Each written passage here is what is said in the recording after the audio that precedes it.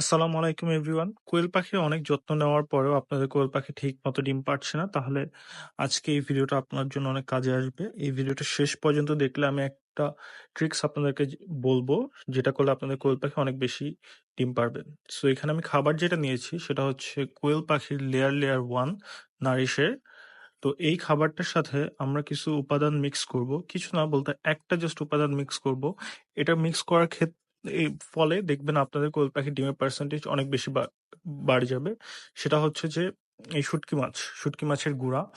এটা যে কোনো শুটকির দোকানে যায় যদি বলেন ভাই আমাকে একটু শুটকির গুঁড়া দেন, তো ওরা এটা দিয়ে দিবে। এটা আমরা একটু ব্লেন্ড করে নিব যাতে ছোট হয়ে যায়, ওদের খেতে সুবিধা হয়।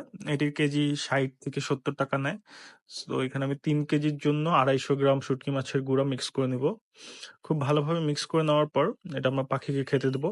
আপনারা এভাবে যদি ফিড দেন, লেয়ার 1 ফিডটার সাথে যদি একটু শুটকি মাছ মিক্স করে দেন, তাহলে দেখবেন আপনার ডিমের পার্সেন্টেজ অনেক বেশি বেড়ে গেছে। প্রায় 90 থেকে 95% পর্যন্ত ডিম পাবেন আপনারা। সো আরো বেশি